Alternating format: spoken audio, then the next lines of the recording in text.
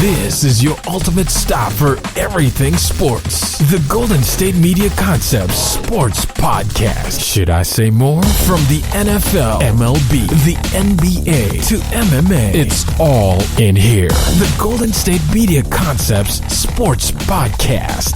Listen now.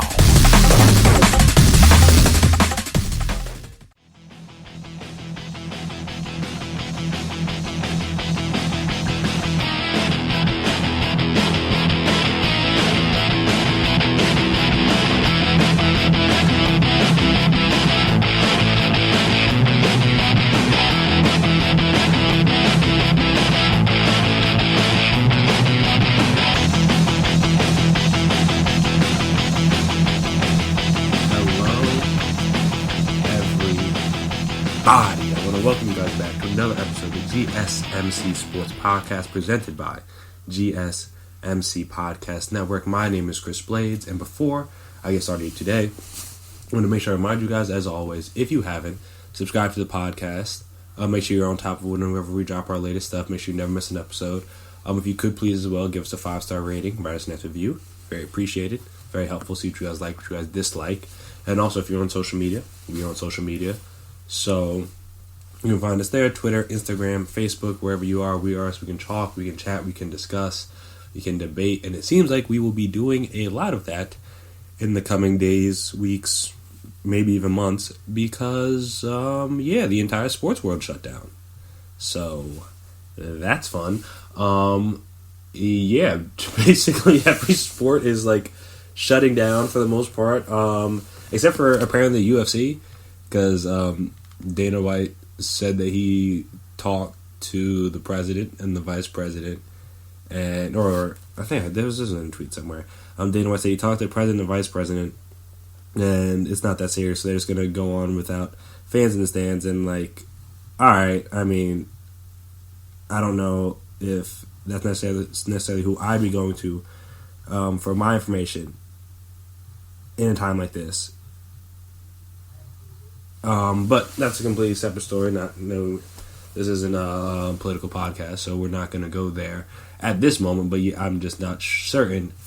It's hard to know what to believe about this virus situation, just because there's a lot of misinformation out there. Let me just put it that way. But just about everything else is either being or has been or will be shut down. It all kind of sparked last night in the OKC Utah game. The games were going on as normal, and then I think it was Royce Young, who's a reporter for ESPN. After the fact, he was telling us, or he was tweeting out, in the moment, one of the medical people came, sprinting out of the locker room, ran up to the officials, talked to them. They stopped everything, and they kind of brought the teams off the court, and then we kind of went from there, and eventually that game was technically postponed, unofficially. But then, obviously, after the game, when it was made news that that there was something wrong with a certain Jazz player, then obviously it was canceled, and it's kind of just all snowballed from there.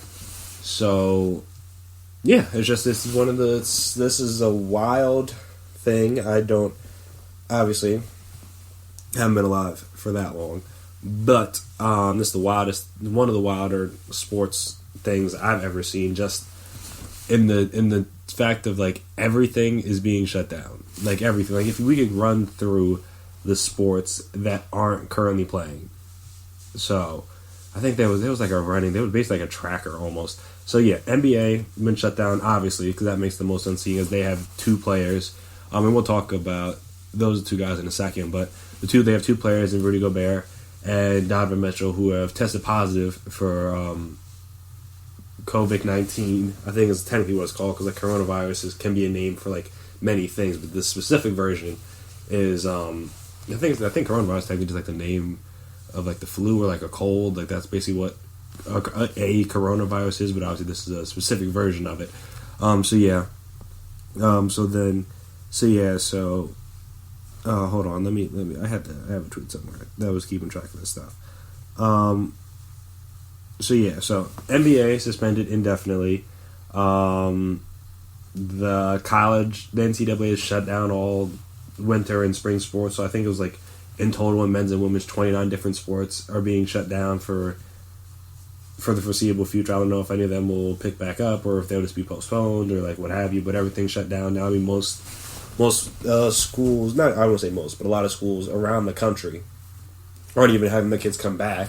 I know my sister, she's on spring break right now. She goes to Penn State, and they don't have in-person classes for at least another couple weeks. If you're on campus, you can't even like come back. Like if you live on campus, you can't even come back. You have to like stay home basically. She technically lives off campus, so she could come back if she wanted to, but obviously there'll be no in-person class. I think at least until sometime in April. I think she said. And she's not the only one. A couple other schools in the Big Ten have done it. Schools around the country have done it. So this is not an uncommon thing. So it's not shocking that the NCAA shut down all the sports. But yeah, MLS is suspended for 30 days. The MLB shut down spring training and is pushing like the start of the season back at least 2 weeks. What else? I think Premier League, I know the Arsenal manager apparently has it. I think one of the guys from Chelsea has it. So they're looking into that. I know different. It's basically, long story short, everything's stopping. The XFL, their season's is done. Like it's over. They're not even gonna try to do it again, which again makes sense because they try to push this back and that goes into NFL offseason stuff, and that's the whole point was I would think to try to get these guys back into those programs. So you hope that they've done enough in the 5 games they played that you get back into an NFL camp, but we'll see. But yeah, I think I saw NASCAR is also still going on with obviously just with no fans in the stands. But I think that's still going. So that might be one of the few, that and UFC,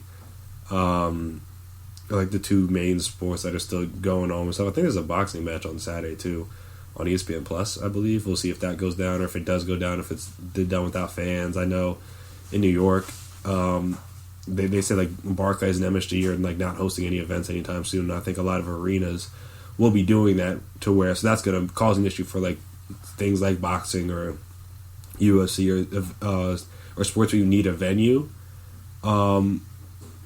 that may not necessarily be canceled or suspended, indefinitely postponed, whatever you want to call it. But yeah, if venues aren't opening for people to come in, then I guess in theory you could just do it without the fans, but that would just be kind of weird. But yeah, so that's being literally the only thing that's going on. The NFL season hasn't. The start of the NFL year, I should say, hasn't been pushed back as of yet. It's still going to begin on Monday, so I guess that means like free agency, and I guess the CBA vote will know by then, and some other things will happen. Apparently, as planned. We'll see how long that goes. But yeah, whether directly or indirectly, Rudy Gobert helped cause the end of the world of sports for this portion of the calendar year as we know it. And it's just an unfortunate thing. Obviously, there was a lot of jokes at his expense on social media because there was the video that went around of him touching all the mics after he was doing a press conference, media availability, whatever you want to call it, away from the media, because that was the first steps they were taking. Just like the people couldn't be that close to him when they talked because obviously a virus situation, didn't want to spread it. But yes, then he obviously wasn't taking it as seriously as he should have, and thus that led to him deciding to touch all the mics as he left, and apparently the woes between that he was acting like that around the team as well. Just I guess then there weren't any specific details, but obviously Jazz players felt that he was a little too free with what he was doing, at least around, like I said, around the locker room, whether it was touching people's stuff or just being around people, and obviously and whether or not that was a direct cause of Donovan Mitchell getting it, or maybe even Donovan Mitchell had it first, who knows, but he could have he could have contracted it from him just because he was going around touching all his stuff. So you never really know with these things. But yeah, this was all a mess. And, I forgot to mention Donovan Mitchell and Gobert put out statements via the Instagram. I guess that's like the new press release now, is just go and post stuff on your social media, which, hey, I get. What did Donovan Mitchell say? He put out a post that said, thanks to everyone who's been reaching out since hearing about the news of my positive test. We are all learning about the seriousness of the situation. Hopefully people can continue to educate themselves and realize that they need to behave responsibly for their own health and for the well-being, I should say, of those around them. Though, if I had a gunshot sound effect, I'd be letting that off right now, because those were clear shots at Rudy Gobert. Whether we want to believe it or not, I mean, that seems like pretty subliminal towards Gobert, and obviously, especially if what was tweeted out was true about how Jazz players feel about him, I would like to think Donovan Mitchell probably is less than thrilled to have the tested positive for the disease, for the virus at this moment. I said I'm appreciative of the authorities. Appreciative of authorities in Oklahoma who were helpful with the testing positive, and everyone from the Utah Jazz who have been so supportive. I'm going to keep following the advice of our medical staff and hope that we can all come together and be there for each other and our neighbors who need our help. And then obviously Gobert put out a separate statement, which, I mean, good for him. But yeah, people were, again, less than thrilled with him. He said that he wants to thank everyone for the outpouring of concern or support. I've gone through so many emotions since learning of my diagnosis, mostly fear, anxiety, and embarrassment. The first and most important thing is that I would like to publicly apologize to the people that I may have endangered. At the time, I had no idea I was even infected. I was careless and make no excuse. I hope my story serves as a warning and cause everyone to take this seriously. I will do whatever I can to support using my experience as a way to educate others and prevent the spread of this virus. I am under great care and will fully recover, hopefully. Thank you again for all your support. I encourage everyone to take all the steps to stay safe and healthy. Love. So, yeah, that's a mess.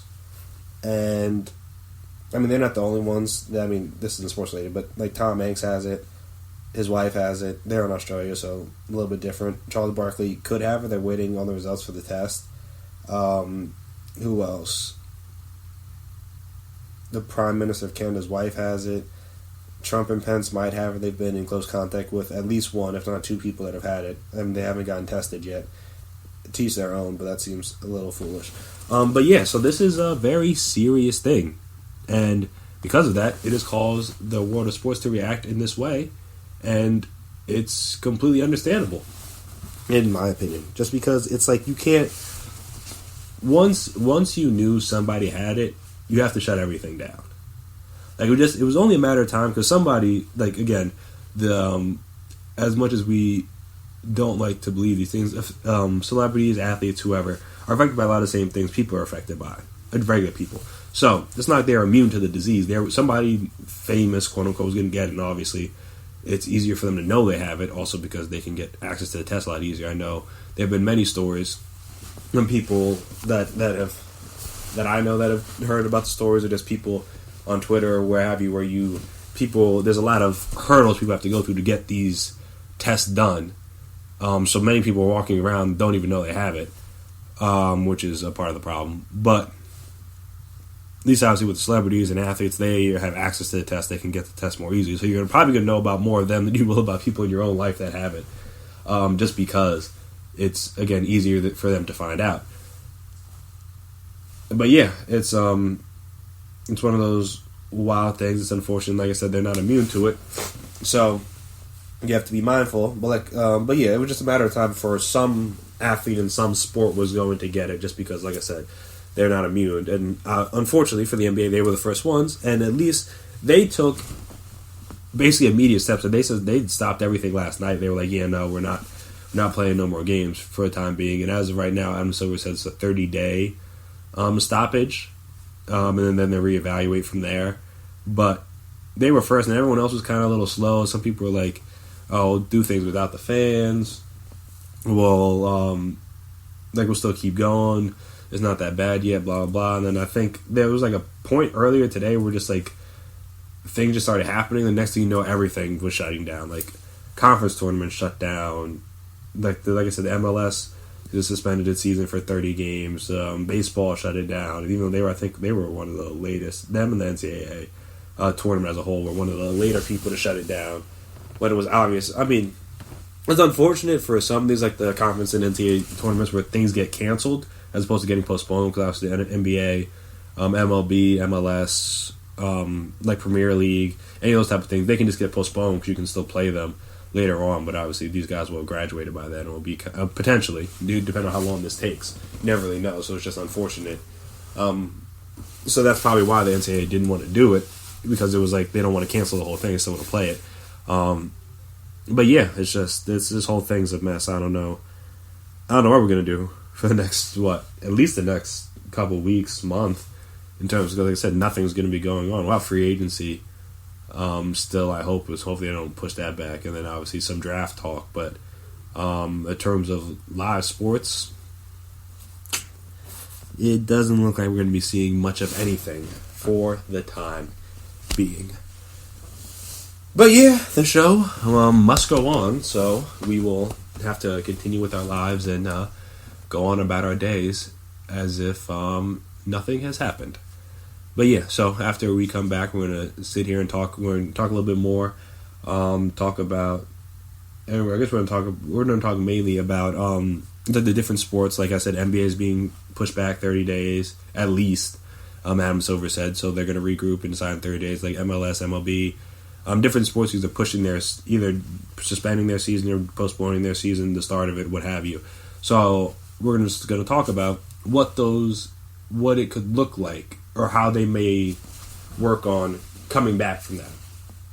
It'll make more sense when I explain it. So stay right there. We'll be back after this.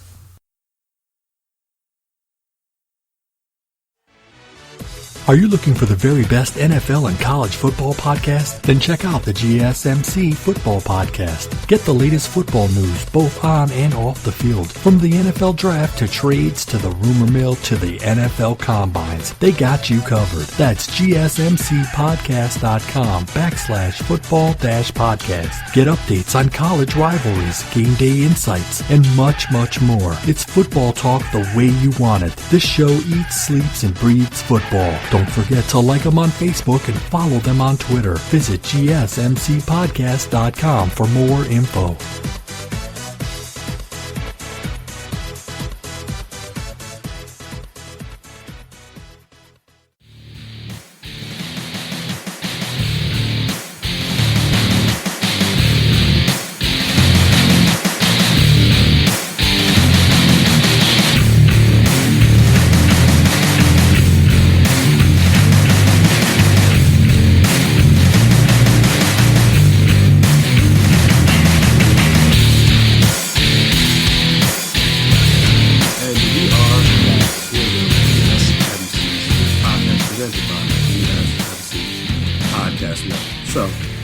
Let's just take a look at, say, the NBA. Alright, boom. They're going to post there's a season suspended for at least 30 days. So, during that day, that's the beginning, that's like April, the second week of April is when it could officially start back up, technically. Assuming everything's okay. And again, they might start it up without fans. They start it up and just start it up as a whole. They might continue to push it back. Because it sounds like, and obviously this makes sense. It sounds like the owners don't want to just skip those games. They want to continue the season, and obviously if that means pushing the playoffs back or whatever, that doesn't affect them. And obviously that makes sense. They want to some degree, it still is about money. So they're going to want to make that, because there's still, I think, 18, 20, and somewhere between 18 and 20 games left in the season. So that's a lot of games to be played. But yeah, so they're not going to want to completely do away with that. It doesn't sound like, at least. We'll see what happens, and again, how long this thing takes. Because if it doesn't, it was one of those things where it takes weeks and weeks, if not months, for the sports to start back up. Then maybe it might not be worth it to start. Might not be worth it to. It might not be worth it to play the last regular season. I forgot what I was gonna say, but yeah, it might not be worth it to play like the last, like I said, 15 or 20 regular season games. It might just make it just start the playoffs, just because for the most part the teams that are in are going to be in. Obviously, the 8th seed in the West is still up for grabs, and against maybe some of the lower seeds in the East, are up for grabs. But for the most part, like the teams that are going to be in are like pretty much solidified at this point. Whenever the season starts back up. But yeah, so it's just like, all right, if I'm the NBA, and so say you come back mid-April, they're like, okay, we'll give it like 2 more weeks, and then we start back up. Say start the season up again in May, and that's probably that's like, I don't want to say it's best case scenario, but that's a pretty good case scenario right there if that were to happen. But yeah, so say they start the season up again in May. Would I want them to then play the last 20 games, or would I more be in favor of a quick, like, just skip those games and just go right to the playoffs? Personally, I think it'd be cool if for this one time, obviously, the NBA ran through or up into the NFL season. That would just be kind of fun. And also, as a person that's not I'll watch baseball games, but I'm not like a watch 162 game season like that. That middle part of the summer, like after basketball ends, which is just baseball, is like kinda, and after hockey too. I mean, hockey. I think I forgot to mention them, but yeah, they suspended their stuff too, obviously. I might have forgot to mention that in the first part, but yeah, no, they're not playing any more games either, obviously. But yeah, so then it's that lull when it's like just baseball's on TV. That would obviously be mitigated. I think that'd be kind of cool, though. I guess the scheduling would have to work out because obviously, some teams play, or not baseball, but like, then never mind. But I mean, maybe like kind of hard because like again, if you have like a Sixers game and like the Phillies game at the same time, since they're both in the same complex. Could be a lot of traffic situations. So that'd be interesting to see how that would work out with that kind of stuff. But, hey, it is what it is. But yeah, at the end of the day, I think I would just be kind of cool to just have some more sports to go on during the summer. So I think I wouldn't mind it that much. Also, it would kind of be interesting to see if some of these, like, guys that are hurt, like, say, well, not Clay, because obviously the Warriors aren't going to make playoffs, but say the season starts back up in May or like June. Wouldn't you think KD be healthy by then? I don't know about Kyrie. I'm not sure about how long the shoulder surgery is going to take for him to heal, but like KD might be healthy. Like imagine you come back and for the last month of this, they get like the last month of the season to play together, and then they get to the playoffs. Like I'd be pissed if I'm the East, and we're going to talk about the playoff matchups in a couple segments, but I'd be furious if that was me. That happened to me, and I got my reward for dealing with this coronavirus situation is that I get to play KD and Kyrie fresh and well rested all in the first round of the playoffs. But yeah, I think that'd be kind of cool. Just because again, NBA is a sport that's played inside. Hockey, same thing, is played inside. So like, there's no real rush to get the season over with, per se. Just because like you can. As long as you have the venue, access to the venue, though, again, that might be difficult with like since these venues aren't like just basketball arenas, they host like concerts and many other things. It may be, but it sounds like everything's basically every gathering over like 500 to 1,000 people is being like shut down across the country. And so it's just one of those things where it's it might not even have to be that. If nothing's really starting back up, like it's not like there's any concerts going on, no tours are going on, none of that stuff they really have to worry about. So because of that, they can just do the thing whenever, and then just play the games whenever, and then no one's really going to complain because they're the only ones that are going to have access to these arenas. So that'd be kind of interesting. But yeah, I wouldn't be mad at that, and obviously, as the days and weeks go on, we'll know more about what's going to happen with this stuff. But yeah, we'll just know more about what's going to happen with all this stuff. But yeah, for right now, like I said, 30-day suspension of the season, and then obviously it'll pick back up at some point in the future, it sounds like.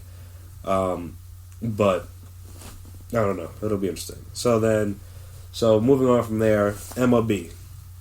I think hockey will probably follow a similar path, because obviously the sports are like similar in terms of like both of them will be played indoors. Like you don't really have to, as long as you have access to the venues, and hopefully they should be, like you can start the season up whenever. There's no like real rush to like get it started back up, because it's not like they can't play, and obviously they won't. These arenas don't hold like NFL games, and obviously NFL season doesn't start until like August, so hopefully stuff will be done by then. You would think, though. I mean, if we're in August and the NBA season still hasn't ended yet, then we have much bigger issues at the country that we need to be worried about than just it possibly running into NFL. But yeah, and now MLB is the interesting one, because they're postponing the start of their season by at least 2 weeks, and even then, who knows if they'll be ready. But it's like if they have to say they don't start officially till like May, so they miss a whole month of the season. Do they just miss that month, or are you pushing the season back? Now for them, since they play a sport that's outdoors, I don't see the benefit of pushing the season back, like starting from the beginning. Like starting the season from when it was supposed to start, and like say some teams playing like the end of March, and then like obviously April. That doesn't make any sense to me, because then now we're talking about playing the World Series. The World Series always potentially goes into November, but now we're talking about playing it into late November, and it's not like these teams play in domes. Like no one's gonna want to play in New York City in November. It's gonna be freezing. No one's gonna. I mean, LA might be nice. Houston, if they're in it, which who knows, is going to be that's indoors, so that won't be an issue. Plus, it's Texas. Texas doesn't really get that cold, from what I know about Texas. Obviously, I've never been there, but I don't. It's pretty much a warm climate kind of place. But yeah, New York, it'd be freezing. Like DC again, it'd be freezing. Like no one's gonna who wants to play. That's the thing about baseball that's like kind of weird. Like football, when you think of it, it's an outdoor sport. It's a quote unquote man's sport. Like they don't cancel anything. Rain, sleet, snow, hail, doesn't matter. They're gonna play through it more or less. Thunder's the only thing they really won't play through, obviously, because that's safety hazard. But everything else, they'll play through. Baseball is the complete opposite. They don't. If the rain gets bad enough, they're not playing, and then obviously snow and all those other things. So why would you want to continue later into the year, and then obviously have to deal with different elements? Like obviously, you go into November, it doesn't snow that often in November in the Northeast, but it's not impossible. Like it has happened. Like there's been snow around Thanksgiving before in my lifetime. And not even just that, but it's just going to be cold. Like no one wants to play baseball in the cold. Baseball is a spring/summer sport. It's not a fall/winter sport. Football is a fall/winter sport. The cold is kind of like you're brave in the elements. Like that's an aspect of the game to a degree. That's why a lot of these northeast or cold weather cities don't have domes, just because it's like an advantage, they say. Obviously, I mean, playing the cold is not fun, so I don't know who it's an advantage for. But in theory, like, oh, you have a team from a warm weather city coming to a cold, like they should want to play, and I'm like, people in the cold weather city don't want to play either. So, I mean, I don't know how much of an advantage it is, because everybody's just cold. But yeah, baseball is not that kind of sport. Baseball is, like I said, it's a spring, it's a summer sport.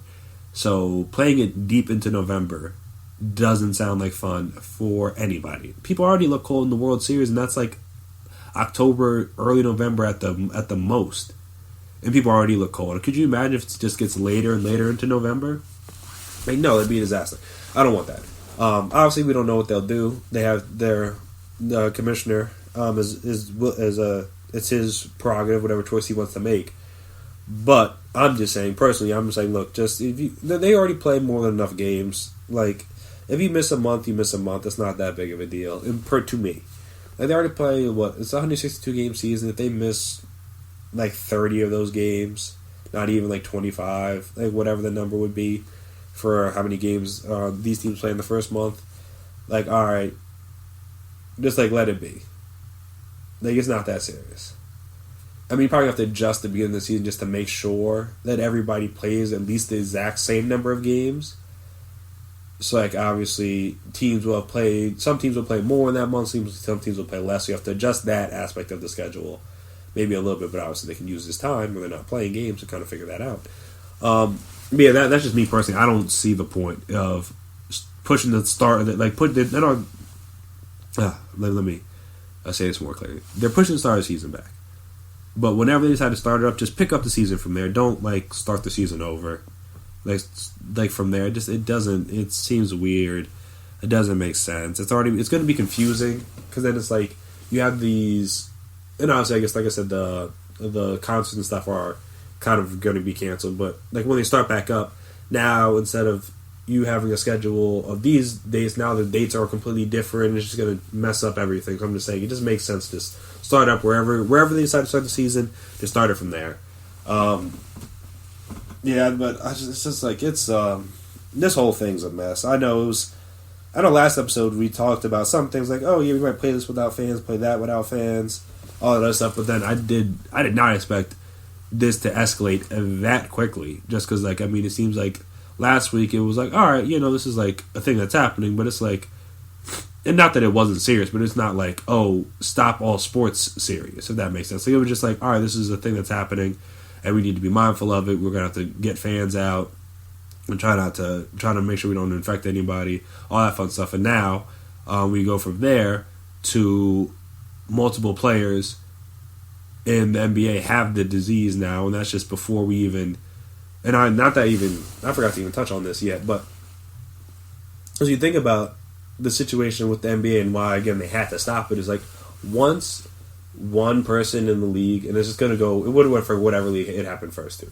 But once one person has it in the league, now the entire league is compromised. Because let's just look over, I think they said that any team that's played the Jazz in the last 10 days has to like quarantine themselves, which, again, makes sense.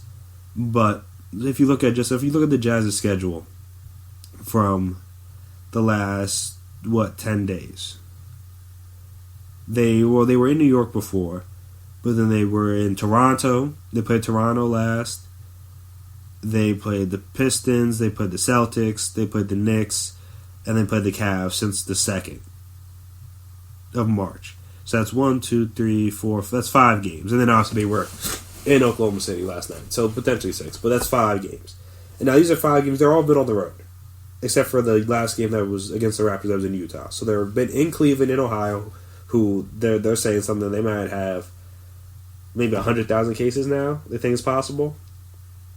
Obviously, it's hard to know because not everybody can get tested. But yeah, so that's a mess. New York is going through their own situation right now. Boston, I don't think Boston's too bad yet. And Michigan, I'm not sure what's happening in Michigan. Then Detroit, obviously. I mean, not Detroit, Toronto. It's in Canada, but so obviously they have easier way to get access to the tests and stuff like that. But all right, so that's 5 different teams that they've played in the last 10 days. And obviously those teams have gone on and played other teams. So it's like, from there, it's like you don't know the extent of who could be affected by this. Because you don't know when Gobert or Mitchell can technically contracted it because it takes up to, I think it's like, it can take up to 2 weeks to show any symptoms. And most people won't even show symptoms when they test positive. And that's the absurd part about this virus. So you got that. You got like I said, these teams have gone on planes. They've flown. They've been around personnel people. They've been around people in the front office. They've been around media. They've been around, pilots, flight attendants, airport workers, what have you. There's been a lot of people that could be affected by this, so you just got to shut everything down. And like I said, that's not even talking about the teams because you don't know exactly where they got this from. So there's a chance that other players around the league may have also already been affected by this that aren't on the Jazz. So yeah, just like they were gonna have to shut everything down. And it's just like it was, like I said, it's just too much traveling, too many different people that they were going to come in contact with for you to continue playing, even if it's like, what, were you just going to take the Jazz off the schedule? Like, yes, in theory, that's plausible, but also, like, again, they've been around 5, if you count last night, 6 different teams in the last 10 days. Now you got to check out all those guys, and you got to check out all the people that have played against those guys. They would just, like, you basically got to test the whole league at that point, almost. So it was going to be a mess. So it makes sense that they said to shut the whole thing down because it was going to get too dangerous with all the traveling and people being involved and stuff. It wasn't worth it, in my personal opinion. It was not worth it to risk the livelihood of all of these people for the sake of some games.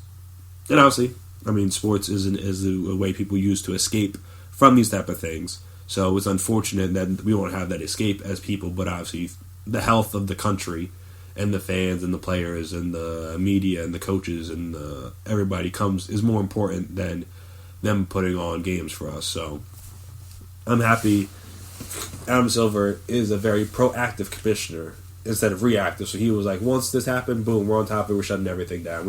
I'm not talking to anybody else. We don't got to wait, nothing. We're just going to, this happened, we're shutting everything down. So I commend Adam Silver for that because, as we saw, there were many other leagues and there's still events that are going on. So there's people that are still a little bit more on the fence about how serious to take this virus. But NBA was not one of them. They're like, look, we're going to get out ahead of this and do our thing. And if people want to follow, it's great. If they don't, that's their prerogative. But again, commend them. But yeah, the sports world is in complete disarray right now. And speaking of disarray, one of the other big things that come out of today was obviously like the NCAA tournament shutting down, and that was an unfortunate end to the career of many seniors out there. But there was a thought process about maybe what could be done in order to get those seniors another opportunity to play in the NCAA tournament. So we'll talk about that and talk about how I feel about it and if I think it would make any sense right after this break. So stay tuned.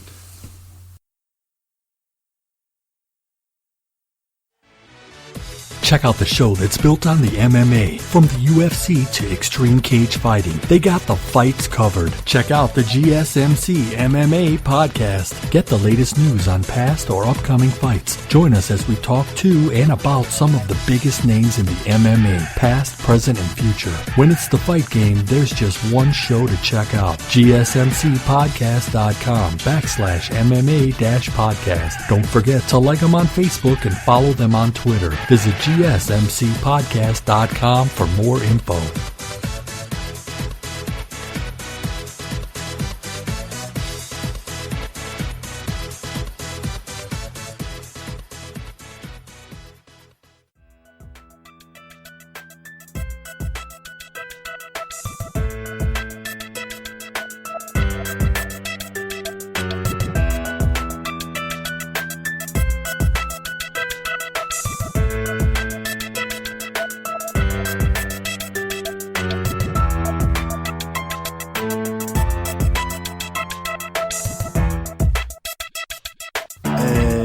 We are back here again on the GSMC Sports Podcast presented by GSMC Podcast Network. So, one of the things that people had discussed, obviously throughout the day, was the way in which the NCAA season ended. Like, no conference tournaments got played. I guess a couple games, but then they just cut all those off. Boom, canceled. NCAA tournament, boom, canceled. Doesn't sound, and obviously they canceled it along with that. They canceled other sports like wrestling, volleyball. It doesn't sound like track's going to go on. Baseball, softball, all those things done. It doesn't really sound like there's any plan to continue them down the road, postpone the tournament, maybe play it again later at a later date without any fans or anything. That's not the case at the moment. So obviously things are subject to change with all these things. Obviously no one thought this was going to happen last week. But hey, you never know. So yeah, so then that kind of just ended and everyone was kind of a little bit upset because obviously March Madness is one of the bigger, I was going to say biggest.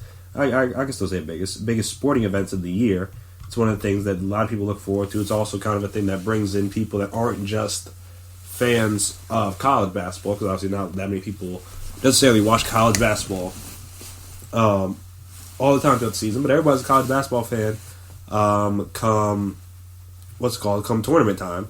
So everyone's filling out brackets and seeing, and obviously to many people, the less you know about college basketball, the better your brackets do. I know I was having a conversation about that. On Wednesday with somebody, and it's kind of a fairly fair point, but obviously none of that will matter now because all the because the tournament's done, or I guess not really done. It's just not happening. So there is that. It's unfortunate, but not something.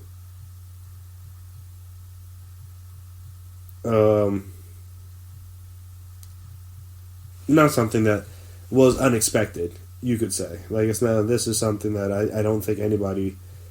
Once you heard, once you kind of started hearing things getting canceled, you kind of figured like, all right, it's only a matter of time. Then there was like different schools. Like I know Duke said they were shutting down all their sports. Kansas like said they were, but then it was like they weren't. It was like a weird scenario. But regardless, they don't got to worry about that because now everything's shut down. But with that, a lot of people said it was unfortunate for if you look at teams like Dayton, who were going to be a 1 seed in the tournament this year. This may be the best team they ever were going to have. I mean, ever is a strong word because records are meant to be broken. But this is the best team This could have been their best chance to win a title in a long time, and obviously they won't get that chance. You got guys like Penn State Lamar Stevens, who stayed through all years of eligibility, played great this year. Was I think like 7 points or something away from being the all-time leading scorer at Penn State. And obviously he would have got that. All you had to do was play one more game, where it was conference tournament, or well, I guess no, it would have just been the conference tournament. But obviously he would have been able to extend that lead in the NCAA tournament because they were going to make it. But yeah, so a team like that, like Penn State, who knows when the next time they'll be this good again. Just because, like, obviously Penn State hasn't been in the tournament, I think, in something like 10 plus years. Regardless, it's been a long time. It's been a very long time. And this was going to be a prime opportunity for them, and obviously they won't get to play in it. You got guys like Miles Powell from Seton Hall. This is going to be his last hurrah. He's not going to play. Peyton Pritchard from Oregon. He's not going to be able to play in the tournament, obviously. Same with like Marcus Howard from Marquette. You got who was it? Azubuike, I think, from Kansas. Like obviously this was going to be his last hurrah. They were probably going to be the number 1 overall seed. Now he won't be able to play. Sabrina Ionescu. Obviously the phenomenal player from Oregon. She is gonna unfortunately leave her or end her career without a title, and obviously it seemed like there was a good chance that Oregon was going to win one this year. I mean, obviously they would get through other teams outside of just South Carolina, but they was going to get through some teams. But obviously she's arguably the best player in women's basketball right now, at least definitely at the college level. But even like when they played the U.S. team a couple months ago, they gave them the business. And obviously many people said she was playing on the wrong team. She should have been playing for the U.S. national team. That's how good she is. And obviously she's not even a professional yet. But yeah, so then there's a lot of people, a lot of seniors that are going to end their careers. And there's others I hadn't even named, but these are just the ones I could think of off the top of my head. That are going to end their career without getting the chance to play in the tournament one last time. A team they can go out with a bang. And people were saying that maybe the NCAA should do like a one-time thing, because obviously we are in a bizarre world right now. This is very unprecedented and uncharted waters, if you will, just because like that no one really had global pandemic shutting down all sports on their events that were meant to happen this year. But yeah. So because of that, people were saying that maybe the NCAA should grant these seniors, if they want, obviously it's up to them, they can decide to go pro if they choose. But some of these guys, they're not going to be that good at pros. That's just like the nature of the business. Not everybody's going to be a lottery pick, not going to be a 5, 10, 15-year vet in the league. So this may be some of the last chance these guys really have to play basketball. And play to start and play meaningful minutes. Like obviously, some of these guys are gonna make the league. A lot of these guys, but they may not be the stars that they are currently or could have potentially become in the tournament. So, grant them an extra year of eligibility. Just give it a one-time thing. Like I said, it's just for seniors. If they want to play, they can play. Obviously, no one's forcing them to come back. They don't have to. If they want to go off and go make that money, by all means, go do it. They're not getting paid yet, so I would not condemn any of them for deciding to do that. But at the same time, Cassius Winston, I think that's Michigan State. I want to make sure. I know there's a Cassius Stanley, and I want to make sure I didn't say his name wrong, because Cassius Winston I was right, but yeah, that was the other one I couldn't think of, just because he's a guy.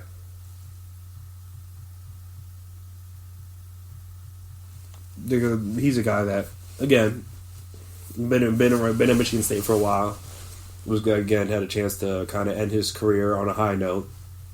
And obviously, whether that was winning the Big Ten or obviously going for the NCAA tournament, going to Final Four or whatever, national championship game even potentially. I mean, obviously, I don't think Michigan State's was that good, but hey, you never know. The team gets hot at the right time. And now we'll never know, because that won't happen because the tournament's not happening. But yeah, so that was the thing being discussed, is if wouldn't that be cool if these guys were granted this specialty waiver, if you will, to be able to play again for another year? And I actually don't hate the idea. I don't. I was on the fence in the beginning, but then the more I thought about it, I'm hey, look, a lot of these guys, especially if you're a senior, you've had the chance to go pro well before this, and you chose not to for whatever reason. And maybe it's because, like I said, not all these guys are meant to be lottery picks. Not all these guys are going to be elite pros. Because obviously, if they were, then they might have left already. But yeah, that's not what's in the cards and in the future for a lot of these guys. So, because of that, give these guys an opportunity to continue to play their college career. And obviously, because it's no different than, no, I guess it is a little bit different, doing a grad transfer kind of thing. But hey, there's some of these guys, maybe they know that their future is going to be beyond basketball, or they want to prepare for a future beyond basketball. So it allowed me to start on some of these grad courses, give themselves an opportunity to position themselves as best as they can for life post NBA. And then, like I said, give these guys one more chance to compete for their school, compete for a championship, and then whatever happens from there happens. And like I said, it's an option. It's not a requirement. No one has to. It's not like this year is not going to count. I wouldn't say go that far, but hey, if these guys want to come back, they want to play one more year, let them. I don't see the harm in doing that now. So this is a very, like I said, unprecedented thing. So there's no real guidelines for how to handle situations like this, because obviously global pandemic has not come up a lot recently. So there's no real, like I said, there's no real guidelines to be oh, this is what we should, or this is what should, or this is what should happen, this is what shouldn't happen, that kind of stuff that's not out there. So then they can just kind of make it up as they go. So I don't see the issue with them doing something like that, just because I think it'd be cool to give these guys an opportunity, because a lot of these guys, whether you agree with it, you don't disagree with it, it was going to happen. So it gives a lot of these guys won't have that opportunity to compete one last time for their schools, both either in the conference tournament or in the NCAA tournament. So that's, like I said, that's unfortunate for them. But hey, it would have just been cool. So like I said, give them that one last opportunity. I think it'd be a cool thing for those seniors. Just like I said, if they want to, cool. If they don't want to, cool. No one's going to judge them either way. But I just think just the one-time thing, like I said, this isn't going to happen. Hopefully, well, actually, take that back. If you listen to certain people, this is only the pre-pandemic to end all pandemics. This one isn't even going to be that bad compared to the one that we could get that could end civilization as we know it. This is just a minor one to see how we handle it, and then obviously in America we aren't handling it that well yet. But you never know. It's still early stages. Maybe we'll get a grip on this, and people will believe that it isn't just a hoax. But hey, we'll see. But regardless, I think it'd be a cool gesture by the NCAA. It's hey, there's no harm, no foul. Just see what happens. See what happens. Like I said, if people want to come back, cool. If they don't, cool. No one's really going to judge them for it one way or the other. But I think that'd be a cool thing for the NCAA to do for those seniors. But yeah, so kind of speaking of unprecedented, I talked about the XFL season is now done. only halfway through their first season. And, will it be able to survive this? We're going to talk about it. Because obviously, again, on the list of things that they're going to have to deal with in the first season, I don't think they thought a virus shutting down their season only halfway through was going to be on the list of things that they were going to have to deal with, but here we are. So we'll talk about how I think they'll be able, how they're going to handle, how they are handling it, obviously a little bit more in detail, and obviously how they're going to be able to work through this and like what it can mean for the future of the league after this break. So stay tuned.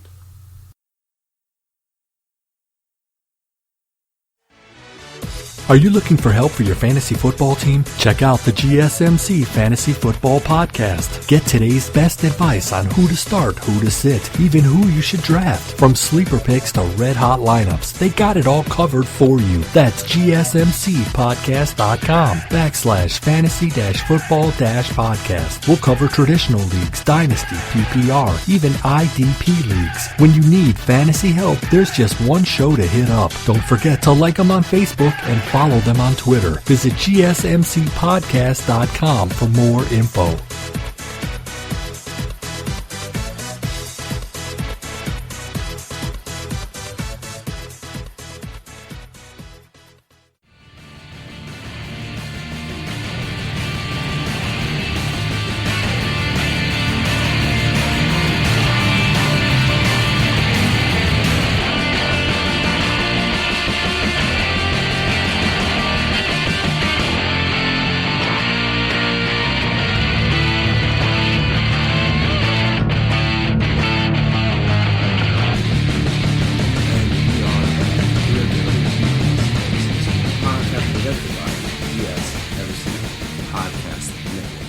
So, where does the XFL go from here? So, this is from Austin Karp, who is the managing editor in digital at Sports Business Journal. He tweeted out earlier this week that, this was the 11th, that viewership for the 4 XFL games in Week 5 were 63% below what the 4 games in Week 1 average. League is now averaging 1.87 million viewers after 20 games. And obviously there's more. There's a breakdown. This is from 247 Sports. This is after Week 4. So obviously this didn't include Week 5 games. But Week 4, so this is the article. 4 weeks into the relaunch, the XFL finds itself in a stretch that could prove to be very telling when it comes to long-term health of the league's long-term health. Ratings for a little bit further down, ratings for the league dropped once again in Week 4, down 14% from Week 3 figures, according to, again, Austin Karp of the Sports Business Journal. The 4 games played in Week 4 averaged 1.38 million viewers per contest after the games garnered an average of 1.61 million viewers a week prior. The average viewership in Week 4 was less than half of that from Week 1 when an average of 3.12 million viewers tuned in per game as the league kicked things off. As a whole, the 16 XFL games played to date, this is before the Week 5 games were counted, averaged just more than 2.1 million viewers, and obviously, according to Austin Karp, that's down now to 1.87, so it's below 2 million. For those seeking a comparison, Notre Dame football averaged 2.1 million views per game this past season across the team's contests that were carried by NBC. If you break it down through the 4 weeks, so this was, Austin Karp tweeted this on March 3rd. Week 1 at 3.12 million. Week 2 at 2.05 million. Week 3 at 1.61 million. And obviously Week 4 had 1.38 million. So yeah, the ratings started off good. Then obviously they've maintained a decent decline over the last. Few weeks. And then obviously the season had to get canceled because of the coronavirus, or is COVID? I think COVID-19 is technically what it's called, but yeah. So they have to get canceled because of that, and obviously a lot of people compared the XFL to the AAF, the League of American Football, that launched in early 2019, that had 2.9 million viewers for its first game. Then obviously the ratings plummeted quickly, and then the league had to fold. And this doesn't seem like it's the same scenario. XFL put out a statement today that said that not only will the players be getting like their full paychecks and everything for the season, but also the most official statement. Okay, I found it. Currently, the XFL will not be playing its regular season games. However, all players will be paid their base pay and benefits for the 2020 regular season. All XFL ticket holders will be issued refunds or credit for future games. XFL is committed to playing a full season in 2021 and future years. So, it sounds as if they have the funds to continue. And that was obviously the biggest problem with the AAF, was that they just ran out of funds. I think I've read somewhere in the beginning that they had 3 seasons worth of funds, which obviously would extend past this season. So they'd be in good shape in terms of that. But then obviously, when we have something like this, like something like the NBA or the MLB, or like even if the NFL, if they have to go through something like this, they're not going to suffer because they have long-standing fans. This isn't like a new league. And obviously, I mean, people will remember this from last year when it starts back up in 2021, but obviously the players will be different. I guess the teams, in theory, should still be the same teams.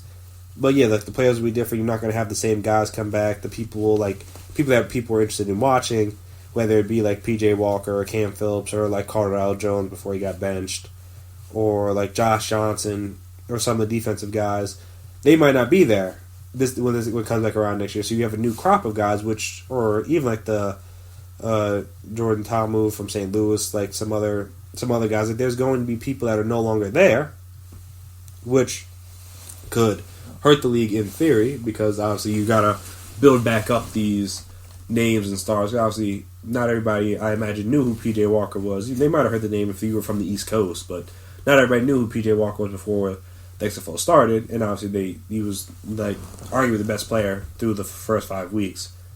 But no, I didn't know who I definitely didn't know who Cam Phillips was, and obviously he was great this year. I didn't know a lot of I don't say I knew some of the names, but I didn't know like a lot of the smaller guys, like some of like the receivers or the running. Well, I don't know. I watched a lot of football, so I recognized some of the names, but I didn't know exactly who they were, like who they played for beforehand. And now they're gonna have to build all that back up again when at this time next year, because again you're kind of starting from scratch, which will be unfortunate for them.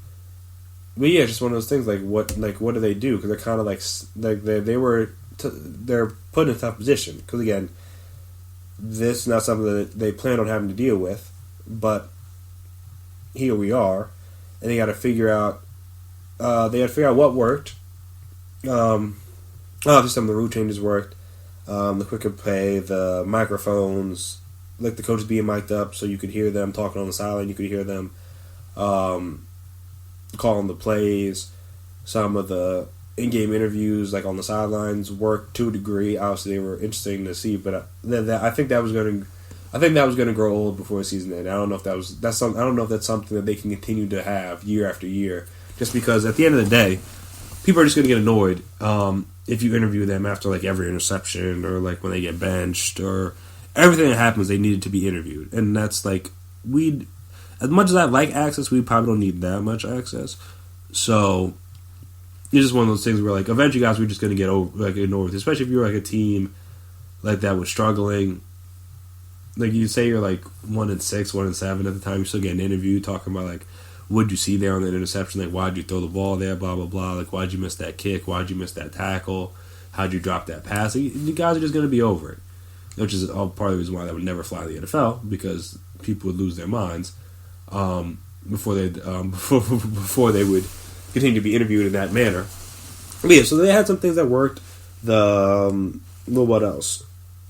The kickoff rule, I think, worked. I think that worked pretty well. I thought that was pretty cool. I think the NFL can honestly kind of adopt that, and in my own personal opinion, just to try to at least make it safer while also keeping the kickoff return as still a part of the game. Because at this point, really, it's just like there's very few people that don't kick it out of the back of the end zone, so it's like, what's the point? But yeah, the extra point thing was kind of cool. Obviously, not that many people made the extra points from even from the 1-pointer, but they definitely didn't really make it from the 2 or the 3. But it was just like a cool thing to have as an option. The quicker game, the shorter play clock. Obviously, didn't allow for as much changes at the line, which may be good or bad. Obviously, you're just relying strictly on the coach in those situations, as opposed to like the quarterback going up and seeing what defense they're in and deciding to play. Obviously, the coach can still talk to the quarterback, but it's not the same when you have like a limited amount of time to call a play from when the last play ends to when the play gets called in to when you have to snap the ball. Like there are many times where guys are snapping where like they're getting to the line with like 6 or 5 seconds left on the play clock, and you don't have as much time to like kind of decipher what's going on. You kind of just have to go. So that part was unfortunate, but hey, like I said, a lot of good things. Some things maybe they could work on, but again, they're just in a tough spot just because it's like you can't just assume people are going to care about this again next year. So it's like, what can they do between now and then to make sure people don't forget about it? Because obviously, when it comes back, people are like, oh, yeah, I remember that from last year. But obviously, not having a full season, only playing, 5 games before the season at the end, for circumstances outside of their control. So that's probably what makes it worse. It's not like the AAF folded or just because of lack of funds. And that's kind of, they could control that to a degree. They can't control a virus shutting down the sports world. Like, that's not a thing that it's not a thing that they plan for, and not a thing that they can really anticipate in terms of, like, their situation they're going to have to deal with this year. But, again, here we are. So, that's just something they're going to have to deal with, and it's unfortunate because, like I said, there's not really much they can do, and you have to try to figure out a way to keep your league relevant. Because, again, NBA gets pushed back as soon as it comes back, people are going to care again. MLB gets pushed back, people are going to care again. NHL gets pushed back, people are going to care when it starts back up. MLS, Premier League, all these different sports. No, PGA Tour, they ended their stuff. Like, all stuff, when you get it, when it comes back, people are going to care. XFL, there's no guarantee people are going to care. And obviously, from the ratings, at least from the viewership, from where it started to where it was at now, even though the games were still good, so it's unfortunate that they were dropping in viewers. But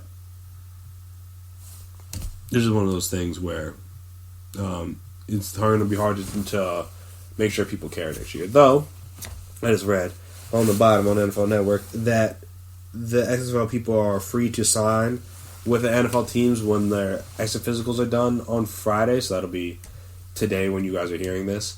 So that means that that's kind of what you're hoping for, is that can some of these guys go with NFL teams and stick? Because that'll be the best thing for the league. Seeing guys like PJ Walker, like Cam Phillips, like a lineman or a defensive back or a linebacker, whoever, running back. If they can get some guys that get signed to NFL teams and obviously stick it through, like not just off season, but like stick through training camp and cuts and the preseason and all that stuff, they can have that happen, then alright, then that might be enough to get people to want to tune back in, because you might be seeing some guys that may very well be on NFL rosters in the coming year. So that's going to be the best case scenario for them, is have some guys get on NFL rosters and stick. Yeah, that's what the league's going to need in order to keep it relevant. So you're going to have guys, like I said, you had guys like Greg Ward from the AAF that people, every time he did something, people always talk about, oh, he came from the AAF, he used to be at Houston, was a quarterback, switched to receiver, all that stuff. If you have some of those success stories, then at least people are still talking about your league, still thinking about your league, and obviously that'll get people to want to continue to play in the league. Because it was cool, but I was like, there's no guarantee it'll have that same gravitas, if you will, at this time next year. But hey, we'll see. It's unfortunate, like I said, everything's being shut down. It's unfortunate for the XFL, but something I deal with. So they're gonna have to figure out a plan to keep themselves relevant from now until the next year, which is a long way away. But they're gonna have to figure out something, and like I said, keep themselves relevant, keep themselves in everybody's mind, and so that he's not just forgotten. But yeah, we'll see. And also, just to go back to my last topic about the NCAA stuff, as much as I was talking specifically about the NCAA and like men's basketball and women's basketball, it would be remiss of me to not say that should extend to all spring and winter sports. Because obviously the NCAA tournament is obviously the biggest thing, but like I'm assuming like track and field stuff got canceled, like wrestling got canceled. Like there are many, like softball, like I said, baseball. There are many other big sporting events and championships that got canceled that didn't have anything to do with March Madness. And I think it wouldn't be. I would say that wouldn't be fair to just have basketball players be able to come back. They should extend that to all seniors in all those sports. So if any of those guys want to come back and play another year in order to get that last year of college back, because obviously some of these guys, there was room before it even started. At least basketball, they got to play the whole season more or less, in wrestling or some of these other sports, they had to play through the whole season more or less before it got canceled. But even still with that, it still got canceled. So it's just, you don't want it to end like that. You don't want your college career to end like that. So, like I said, it wouldn't be fair for me to just have those guys, just have the basketball guys be able to come back. Like that wouldn't be right. So I didn't say that before, but I just thought about that, and I was like, yeah, no, that wouldn't be fair at all. You gotta extend it to everybody. So yeah, so have that for all the seniors of all these sports, spring and winter. If your championship in your senior season was cut short by COVID-19, hey, you should be able to grant that year of eligibility. Football guys, fall sports, you guys play through your season, you're good. You can go on. But anybody else, I feel like it's only right to have those seniors be able to come back for one last year. Because to have it cut short, not due to injury, not because due to suspension, nothing, stuff strictly out of their control, that doesn't seem right. And obviously, there's something the NCAA could do about it, because again, they're in unprecedented territory. There's no real guidelines for how to handle this, so they can do whatever they want. And obviously, they're also the NCAA, so they can already do whatever they want. But yeah, I think that'd be a cool gesture from them. But hey, we'll see if that happens. I doubt it, but like I said, it'd be cool if it did. But yeah, so when we come back here on the GSMC Sports Podcast, we're going to switch gears a little bit to NFL free agency, because that's basically all we have left at this point. But yeah, so we talk a lot about the quarterbacks. We haven't touched on as much of the other top free agents out there and potentially where they could go. Like I said, we've done a lot of quarterback talk, but not enough about the other teams. And obviously, as of this moment, the legal tampering period, I believe, should start on Monday. So we only got a few days left of rumors and thoughts before like stuff may actually become not official, but like almost official. So yeah, we're going to talk about that, talk about some of the top free agents, where I think they could end up, and some of the good fits and all that stuff. So we'll talk about that right after this break. So stay right there.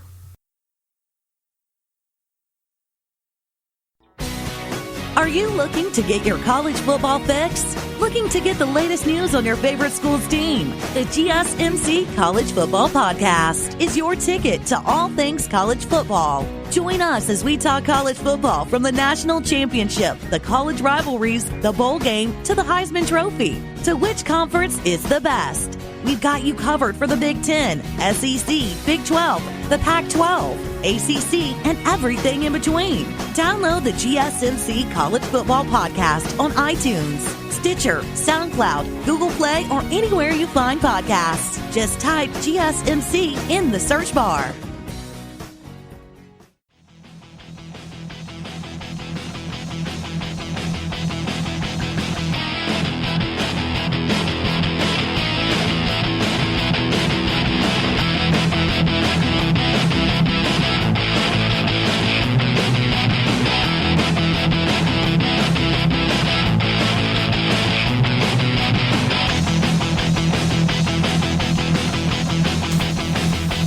We are back here again on the GSMC Sports Podcast, presented by the GSMC Podcast Network. So, with my NFL free agents, I'm going to try to do mostly non-quarterbacks, as I feel like we've talked a lot about the quarterbacks this offseason already.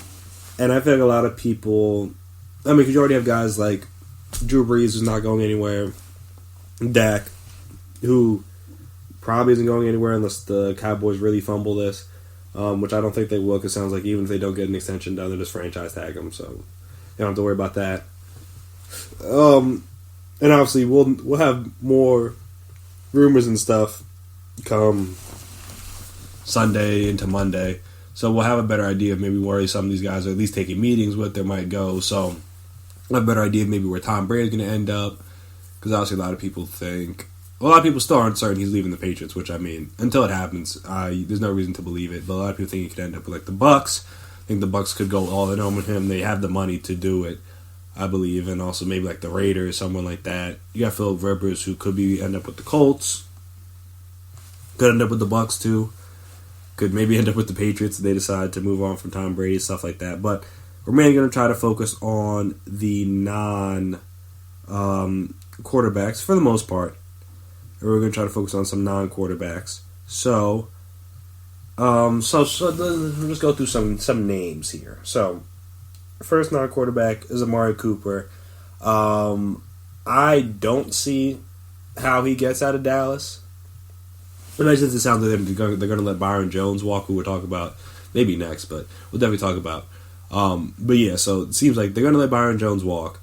They know what happens before Amari Cooper got to the Cowboys. They know what happened, obviously, after he got to the Cowboys. So it'd be foolish, in my opinion, for the Cowboys to just let him walk. It doesn't make any sense. And obviously, they will be hurt by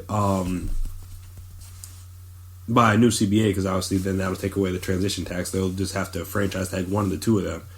And I mean, Amari seemed to say that he wants to be a Cowboy. He doesn't really have any plans on going anywhere, but obviously that sounds good before they send you the contract. And obviously if the contract's not up to par, then he could leave. I mean, if he hits the open market, there's a few teams that could use him. Obviously the Eagles in their own division would be vying for probably another Cowboys player. Who else? Who else could probably use a number? I mean, basically any team could use a number one receiver. But maybe, like, I'm trying to think who he might end up with. Like the Bills, maybe, because they could probably use somebody. Because all their receivers are kind of small. Maybe like the Bills. I mean, AJ Green sounds like he's not going to walk, but the Bengals could have been an option. Who else? Like the Patriots, if they. But I don't know how he would fit with Tom Brady. I mean, Belichick, since he didn't seem to get it.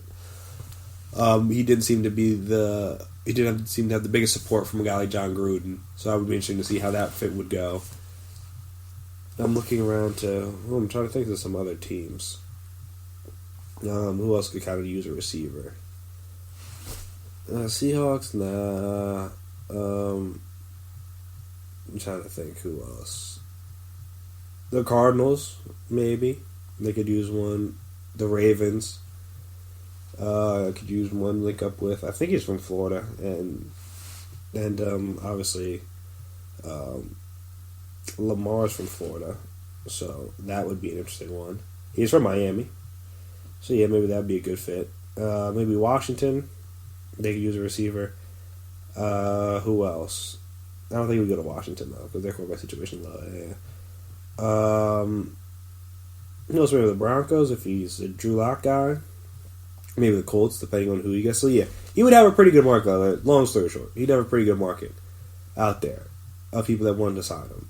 But, yeah, I don't think he'll end up leaving the Cowboys just because I don't see any reason why the Cowboys would let him leave. That would be pretty dumb, in my personal opinion, because, again, we know what would happen with before he got there and after he got there. And, obviously, if you're going to try to keep Dak, which it doesn't seem like they're 100% sold on, but if they do keep Dak, then obviously you want to keep his favorite receiver, because then obviously you don't want to have to bring him into a potentially new offense, obviously on a new head coach without a number one receiver. That wouldn't make a whole lot of sense.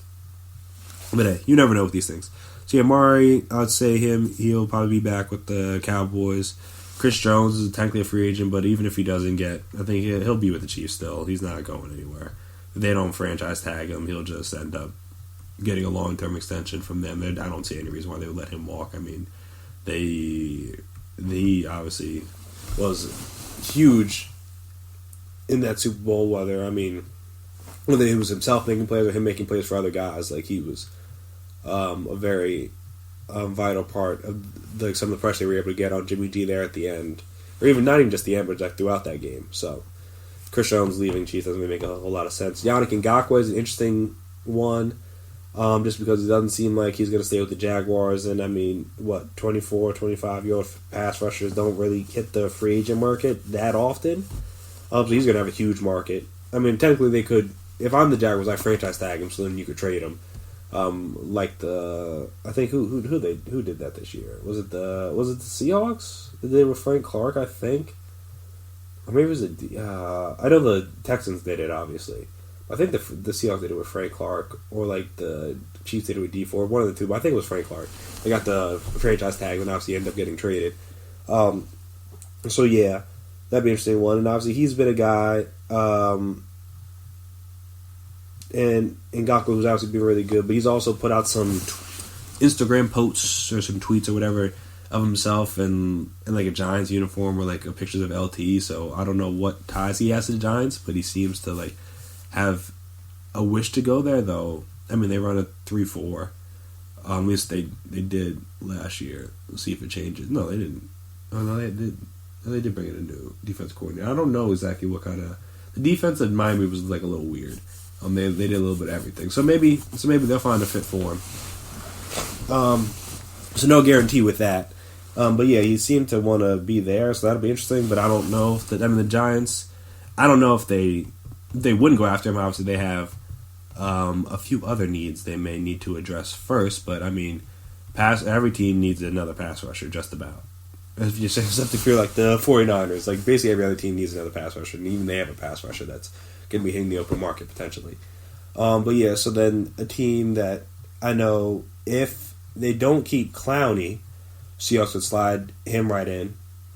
And obviously Clowney's a guy that's had some injury history, didn't really have the sack numbers per se this year, but at the same time was very productive when he was on the field, so they may not want to get rid of him just yet, but obviously if the numbers aren't right, then that's not going to work. But then if they do decide to let him go, let him walk, then obviously Yannick Ngakoue is a guy that could easily slide right in and fill in that position on that edge, and obviously he's been a little bit more durable over the past few years, so that'd be interesting. So I can see that one going. Who else? You got, speaking of which, you got Clowney, who, again, it sounds like they want to try to keep in Seattle, but if they don't, obviously he could walk, and then he's a guy that he can go literally anywhere just because he's a guy that can line up anywhere. When he was with the Texans, he lined up all across the line. With Seattle, like I said, he was in and out of the lineup a little bit. He played a lot of games, but still he missed some time. I think it was like a core muscle injury, I believe it was. So, but still, yeah, he was, like I said, he's disruptive. He's a great run defender, good pass rusher, can do anywhere. But a team that maybe could utilize him if he wanted to go back to the AFC South, the Titans, could fit. And obviously, I'm going through this Athletic article that's talking about some potential free agent landing spots. And while I don't agree with all of them, I just saw they think James should go to the Steelers. That doesn't make any sense to me. But they listen off some of these predictions of where they think guys can go, and I kind of agree with some of them. And I think the Titans are one that's like kind of weird and kind of out there. But like I said, according to the Athletic, they produce a sack rate of quarterback hit on 18.8% of opponent pass plays last year, which is ranked 24th in the league. So they could definitely use some pass rush help, and obviously, like I said, Clowney can line up a little bit everywhere, and Mike Vrabel, as being a defensive guy, would, in theory, be able to figure out a way, not obviously coming from the Patriots, at least as a player, could figure out a way to utilize him in different spots. That's like what the Patriots like to do. Their game plans change week to week depending on their opponent. So there's no set place where the county would have to line up, so that'd be kind of cool for him there. And then, like I said, I think that one could work out if, again, Seattle doesn't want to keep him. I think Seattle's going to try to keep him.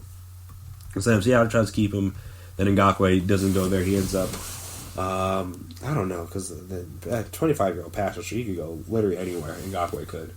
Like I said, he seems to want to go to the Giants for whatever reason, so I would keep an eye on that. But the Giants are going to be in on this next guy, Byron Jones. It sounds like there might be a bidding war on the NFC East for him. And it's just one of those things where it's between the Giants, who need quarterback help. Their quarterbacks weren't great last year, and now they traded who might be their best one, Janoris Jenkins, to the Saints towards the end, right before the trade deadline. And they have just a bunch of young guys back there, young, improving guys, DeAndre Baker, Sam Beal, Ballantyne, Corey Ballantyne. They have Grant Haley. They have guys out there that don't really have a lockdown guy yet. And obviously, all these guys are kind of young, so they could grow into that. But I mean, Like you have guys like Byron Jones that hit the open market, you might want to go after him. And obviously, he gives you a little versatility. He can line up. Obviously, as a former safety, he can line up on tight ends. He can guard your number one receiver. You don't really got to worry about it. So that's an interesting player for them. Though I think, like I said, there's going to be a bidding war. So the Eagles are going to be going after him as well. They obviously need cornerback help as well. And they have, I think, Ronald Darby and Jalen Mills are both free agents this year. Plus, they have guys in like Sidney Jones and Rasul Douglas who could get traded. So their cornerback room might look completely different next year outside of like bringing Avonte Maddox and Strap Cravon LeBlanc back. But yeah, they seem like they're going to be going all in on him. See what happens. See where he goes. See where he picks. But both of those teams, he could end. I could see him wanting to stay in the NFC East just because of the familiarity aspect of it. And I could see that it's one of those teams, maybe the Giants, maybe the Eagles. Somebody's going to overpay is the wrong word because you're a free agent. You get paid whatever people think you're worth. But he's going to be a guy that I think, like I said, the Eagles are going to try to go after him. But no, the Giants are going to be right there giving him every dime they think he can get. So they may not get him, but I think a guy that they could get, obviously, there's some linebackers out there available. Danny Trevathan just signed an extension with the Bears. That means guys like Nick Kwiatkowski are probably gonna let him walk. Corey Littleton's a free agent. The Rams may not be able to re-sign him because they also have to give an extension to Jalen Ramsey on top of paying a lot of guys top of their position money. Who else? Blake Martinez, I think, from the Green Bay Packers, a free agent. And obviously the Giants need some linebacker help. So I think that'd be an interesting one if they could give him the money because they'd be able to afford. I think they can get over $10 million a year. Giants can afford that. And obviously he's a good athlete for a linebacker, good in run defense, good in coverage. He seemed like he'd be a decent fit there. You got some other guys, obviously. Just to name a couple more. Jack Conklin is a tackle from the Titans. That's a free agent who another guy the Giants could have pursued. And I know my dad is a Giants fan, kind of wanted to pursue him, but it seems like the Jets are kind of all over him, which is interesting. Though they do need another tackle, so I think they need two tackles. They probably going to end up drafting a tackle, as well. But that's a spot for them. I mean, they're not the only team. The Browns need O-line help, like I said. The Giants do as well. See that, but also I know they're trying to re-sign Robbie Anderson. The Jets are, so we'll see if they're able to do that. But yeah, so see if they can afford that. But yeah, no, those are just some of the names. Obviously, there's a lot more free agents than just this, but these are just some of the names that I thought of, and it seems these are more like the top level guys that in the non-quarterback division that I think could be worth keeping your eye on as free agency starts back up. Like I said, it seems like on Monday, but we shall see with that. We'll see what rumors, what new things kind of pop up over the weekend and going into Monday. And then obviously once people can officially start talking, even though they've been talking before this, we'll see where people end up and we'll talk about it from there. Because like I said, that's really all we got in terms of sports. So we will be all over that coverage. But yeah. So lastly, before we wrap up here, we're going to do one more segment. We're going to talk about in the event the playoffs, the NBA playoffs, they just start them up. Like they don't. Whenever the season reboots, they don't really do the. They don't really play out the last month of the season. Though again, it sounds like the owners want to do that. Obviously, they don't want to lose out all that money. But in case they don't, or in the event that they don't, not in case, in the event that they don't, we're going to size up the playoff picture right now and what it could look like. Well, what it looks like at the moment of what I guess potentially could look like in a month or however long it takes for them to resume games. Because again, the Nets might have KD and Kyrie at that time, which would be kind of nuts if you feel bad for Toronto. But yeah, it's just one of those things. So we'll talk about all that stuff. I mean, well, shoot, the Grizzlies might have Jerry and Jackson back, so there is that. So yeah, we'll talk about all that stuff right after this break. So stay tuned.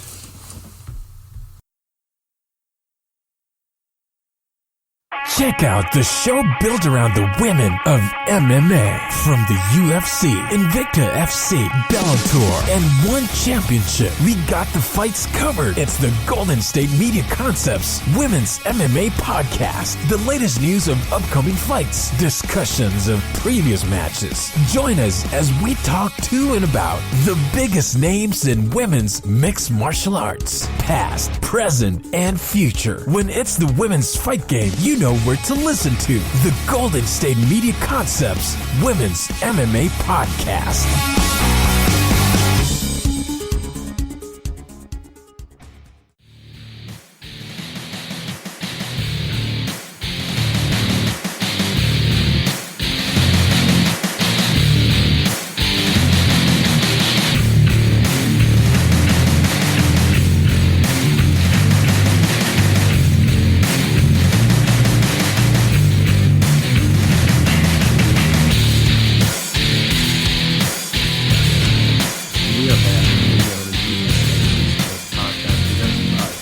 GSMC Podcast Network.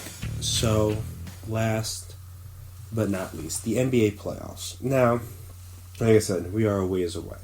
But I was just curious to see how it would look and how it would break down if you looked at it right at this moment. So if we break it down, let's start with the East first. So, you got the Bucks at the 1, obviously. Toronto at 2. Boston at 3. All you guys have clinched playoff spots at this moment. Miami's 4. Indy's 5. Philly 6. Brooklyn 7. And Orlando is 8. 5.5 games up on the 9 seed Washington Wizards. So, like I said, it seems like these teams that are in the playoffs are pretty much locked in. So, Milwaukee, Orlando, that shouldn't be that difficult. Milwaukee will probably run through them. Toronto at Brooklyn, as currently constructed, Toronto probably beats them in like 5 games. But again, if you push this back late enough, maybe KD's back, maybe Kyrie's back. All right, now we're having a different discussion. Now, I mean, I still have faith in Toronto because, I mean, look at them. They're 23-9 at home, 23-9 on the road. They're just a solid team wherever they are. One of the top teams in the conference in terms of points scored a game. One of the best teams. You have the fewest points allowed in the league. I mean, in the conference, not in the league, I should say. In the conference. Their point differential is second in the conference, behind only Milwaukee, obviously. So, and even in the West, no, I think, you have the fewest points allowed in the league. Not even just in like the Eastern Conference, in the league. They're 0.3 points above Boston, and then 0.4 points again above the Lakers. So, yeah. Toronto's a very good team, and obviously, like I said, that defense is great, and will be great now, but obviously it's a little bit different when you have to worry about the likes of a KD or a Kyrie. So that'll definitely change some things. But yeah, so as right now, I think probably, Toronto will probably still win that, but hey, you never know if KD and Kyrie come back. So right now it'd be Boston, Philly in the 3-6, which would be an interesting matchup. Just because obviously you got the Al Horford revenge factor, even though it's kind of been a little iffy this year. You got obviously the Celtics were basically the first team to figure out Ben Simmons in the playoffs. I think this was going back. I think it was 2017 playoffs. Yeah, they kind of just played that like drop zone, not drop zone, but like they had the point. Whoever guarded Ben Simmons dropped down to the paint, clog up the lanes, and they couldn't really do anything about it. But yeah, also with this break, Simmons and Embiid should both be able to get back and get healthy, which is obviously ideal for the Sixers because they're going to need both of them to do anything in the playoffs. But they'll both be healthy, and that'll at least make the matchup more interesting. I mean, obviously right now it's you think. So here's my thing with that one is you would think if the Sixers can get through Boston, then all right, they might have figured something out. But do you trust the Sixers? Because I don't really trust the Sixers at this point in time. I have no reason to. But I mean, all it takes is just like they still have the talent on the roster that if they put it all together, they could beat anybody. And obviously the Celtics are a team that they've kind of struggled with. So if they could find a way to beat them, that would go a long way for the Sixers, I would think, in my own personal opinion. But yeah, they would need to get past them first. But obviously, if they get past them, then they play like the Raptors again with the revenge factor of that with no Kawhi. Maybe that could work. But again, you got to. I mean, the Celtics have been obviously one of the best teams in the league. They have great players at all levels. Or no, I would say great, but very good players at all levels. And they got Kemba, Jaylen Brown, Tatum, Smart coming off the bench. Tice has been good. Karen has been good for them this year. Gordon Hayward, like they have good players. So I don't want to pick the Sixers yet, and obviously I have to see how healthy Ben and Embiid will be when they come back. But you never know. Like I said, if the Sixers just put it together, that's all everybody's waiting for. Just like, can they put it together? If there was a series for them to put together, it'd be this one. And if they got through that, then the sky's the limit. But then obviously, if they don't, then they're out of the playoffs. So I wouldn't bet on the Sixers at this point in time. But again, they have everything in place to make a deep playoff run if they can just get it together. And we'll have to see if they can do that. But yeah, so that'd be that. In the 4-5, Miami, Indiana. Probably go Miami at this point in time. Though Indiana, like I said, they've been great. They were able to stay afloat without Oladipo for a long time. I think Oladipo's played in 13 games this year, and he hasn't even been that great. Only averaging 14 points. He's only playing 26 minutes, so not really that much. But they've been good all year with that. Kind of just having everybody to do a little bit of everything. Kind of similar to a Raptors approach where they have 7 guys that are in double figures right now. One of them being Doug McDermott, shooting 44.5% from the three-point line. Did not know that. But even TJ Warren leading their team in shot attempts, shooting almost 37.5% from 3, 53% from the field, averaging almost 19 points a game to go along with 4 rebounds. He's been great. Sabonis obviously was an all-star this year, averaging 18 and 12 and a half with 5 assists. Good gosh. But yeah, so they're going to be tough out. That'll be a weirdly tough series for both. Probably go 7. But I just think, at least I know for a fact that the Heat have somebody that you can give the ball to in winning time.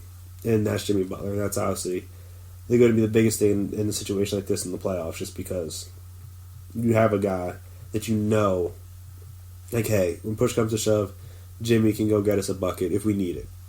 And, TJ Warren can do that same thing. Oladipo can do that same thing. Obviously, maybe the time off will allow him to get his body right, but he hasn't had to do that yet this season, so that's one of the weird things. But yeah, I probably give the Heat the slight advantage. I think that one's a tough one. That'll probably go. That would be a very, very tough 7-game series.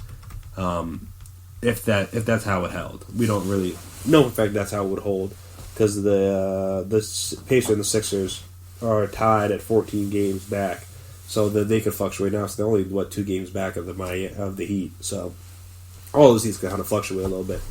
Now, see, and as long as it's not Indiana, Philly at the 4-5, then we're good, because Miami, Philly is a good series, and Philly, Boston's a good series, and even Miami, Boston's a good series. But Philly, Indiana, that's not. No one really cares. And honestly, the Sixers could get upset. Honestly, the Pacers play very sound basketball. But yeah, you can go to the Lakers. Go to the Western Conference. I should say Lakers 1, Memphis 8. They probably would make easy work of the Grizzlies. Though John Moran would have some nice highlights, but they probably win in 5, max 6. Though I guess the Blazers, Pelicans, and Kings are all only 3.5 games back, and then the Spurs are 4 games back, so there's no guarantee. But again, this is just assuming they don't play any more regular season games. The playoffs just started right whenever the season starts back up, whatever that is. So in that scenario, the Grizzlies would make it. So you got that. Clippers, Mavericks. That's an interesting one, just because no one wanted to see Luka in the playoffs, and also, in theory, this is going to be a big KP series because obviously this will be his first time in the playoffs, and he should have the matchup advantage because he's bigger than Zubac, he's bigger than Harrell. He can obviously bring them out to the 3-point line and kind of clear the paint for Luka to do his thing, but obviously they're going to be able to throw. I wouldn't throw Beverly because he's too small. But they're going to be able to throw Kawhi, PG, Morris. They're going to be able to throw a bunch of different guys at Luka, get him off balance, let him not really know what to expect. So that's probably going to be an issue. And I just think that the Clippers would just eventually have too much for the Mavs, though I think they could make it a competitive 6-game series, personally. Then you got 3-6 Denver, Houston, which that'd be interesting. Just because Houston was kind of struggling before this, they were they were 6-4 in the last 10, but they just lost to the Magic by 20, lost to the Hornets, lost to the Clippers, just lost to the Knicks. The only team they beat recently was the Wolves, and obviously the small ball lineup is good in theory, and I guess it would be good if they can find a way to get Jokic to play a lot of defense, but he should be able to dominate PJ Tucker. Now, will the rest of their team be able to hold up? Because I don't have a whole lot of faith in the likes of Jamal Murray and Will Barton and Millsap and Gary Harris to be consistent over the course of a series, personally. But you never know. Maybe this extra time off will allow them to really hone in and get Michael Porter Jr. Up to speed and get him ready for the playoffs. That's because they're not really utilizing them much. They're only playing 14 minutes a game, I should say. For whatever reason, obviously I don't watch a lot of Nuggets games, but I know a little bit earlier when he was getting more minutes, he was being a good piece off the bench for them. He had a 6-7 game stretch in January where he scored double figures every game. And like I said, his minutes have been a little inconsistent, but it seems like when he got more minutes, he seemed to use them well. But again, obviously, recently he has. I know he got injured, so he was coming back from that, but I guess for whatever reason, he hasn't played over 20 minutes since February. So this is the 25th. February 25th was the last time he played over 20 minutes. Yeah, he's been playing 5, 12, 16, 13, 19. He really wasn't getting consistent minutes. It is, so maybe if there's a reason for that, and they'll be ready. But I don't both these teams. That would be a mess of a series, just because either whoever lost that would be disappointment on whoever. And it was the Rockets, then obviously because the small ball experiment failed. And if it's the Nuggets, it's like another year where they should be progressing, and obviously with no Warriors, they should be continuing to get better. I think they made a second round last year, lose to the Blazers. In 7, I think it was 7.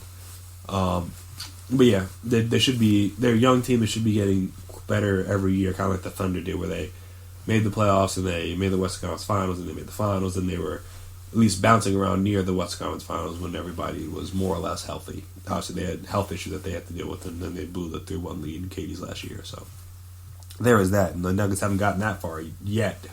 So you would think, as a young team progressing, you want to see them continue to get better, and obviously losing in the first round would not be ideal. The Rockets is like a weird matchup for them, just because they can. They have enough wing defenders that they could contain in theory Russ and Harden, but that's much easier said than done. And they also have the big men to exploit the small lineup of the Rockets, but I don't know. It's hard to trust them. And then the 4 or 5 would be the Jazz versus the Thunder, which would be an interesting one, just because I think those teams match up kind of well, and obviously people are probably going to have it out for Gobert just because of the fact that he's kind of sort of the reason why they're in this scenario right now, where the season gets spent. Obviously, someone's going to catch the coronavirus at some point, whether it was Gobert or somebody else. It was bound to happen. There's too many people in the country that have it now. Too many different areas affected where you were going to be able to play the whole season and not have anybody catch it, I think. But obviously, that got sped up by Gobert being at least the first person reported to catch it. We don't know if Mitchell had it first or not. And maybe he gave it to Gobert. But obviously, Gobert was reckless in the way in which he was handling himself. And here we are. So, that'll be an interesting one. I know obviously they played a couple years ago, but that was with like Paul George and Melo was still there, and Russ was still there. Obviously, so it's a completely different team. And I think the Thunder could maybe get the upset here. I mean, this is probably the one series they win, because if they win this one, they're not going to beat the Lakers. But this is probably I think the Thunder got one series win in them. Don't know against whom. They can beat just about anybody, because they come back from big defeats. They're great in clutch game. They're great in clutch moments, close games. Like I say, Chris Paul's been great in those big moments. They just went in and beat the Celtics in Boston, I'm pretty sure, not that long ago, which isn't an easy thing to do this year. So this is one of those things where the Thunder are a team that, like, I don't feel like anyone really wants to play. Like, again, they're not like the Lakers, they're not like the Clippers where they have like elite level talent, but they're just going to be tough, they're going to be hard to beat, and they're always going to be in the game just because they're not ever going to get blown out or necessarily blow people out consistently. So they're always going to be around the game, and if you get them down big, they'll find a way to come back. It's just one of those things that's kind of where they're at right now. So not exactly the ideal opponent in the first round. So I don't know if that's the matchup the Jazz would love, but it's the one they might end up getting. But even then, the West is still kind of jumbled up. The teams, even going down to the 3. Teams 3 through 6 are separated by 2.5 games. And then even the 7 seed is only separated by 4 games. So 4, 5, 6, 7 could all be moved around whenever the season does come back. So there's no official matchup set in stone yet. Obviously, the teams in the playoffs are pretty much set. Like, no one's really going to catch the first 6 in the East. No one's really going to catch the first 7 in the West. Just like figuring out those bottom 2 or 3 teams to see who's gonna fill out. But yeah, this is how it would play out right now. Going through the first round is kind of how I would have it if it came down today. Obviously, again, KD, Kyrie come back. Might have to change my pick for that series. But yeah, other than that, I think just based on what I know now, that's kind of what I would go with. Obviously, things are subject to change in terms of standing or even players getting hurt or whatever. You never really know. But that is how I would have it. But yeah, so that'll do it. That's it for me here on the GSMC Sports Podcast presented by GSMC Podcast Network. I want to thank you guys for listening as always. Like I said, basically all the sports are shut down, so we're going to have to figure out stuff to talk about in the meantime, in between time. But don't worry, we'll have something for you guys, no matter what. So yeah, don't get too concerned about that. But obviously, like I said, not a whole lot of new stuff that's going to be coming out. We're just going to be kind of just talking, discussing, speculating, what have you. A lot of free agency talk. Let's just put it that way. So next episode, we expect a lot of free agency talk. That's probably what's going to be on the horizon for us. And any other news, obviously, that comes out involving the coronavirus, involving shutdown, involving maybe even the Olympics. The Olympics got to figure out something soon.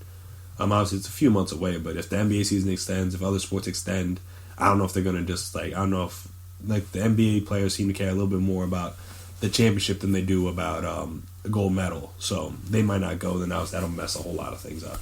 Though I think they should have enough players that don't make the playoffs to fill out the team, but again, then you're not sending the best guys, and you end up in 2004 when the USA team got embarrassed a little bit, so you don't want that. But yeah, the backing up to all the sports could also mess all these things up. So we'll see how that goes. But yeah, like I said, thank you guys for listening.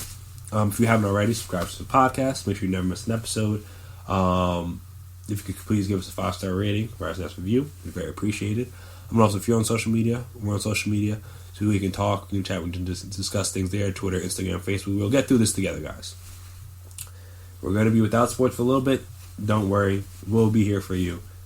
You can vent to us. And like I said, we're going through the same thing. Everyone here is a sports fan, and obviously there were no more sports for at least about a month, if not more. So we'll have to, like I said, we'll get through it together. Don't you worry. But I have been Chris Blades. I want to thank you guys for listening. This has been my time. And until next time, peace out.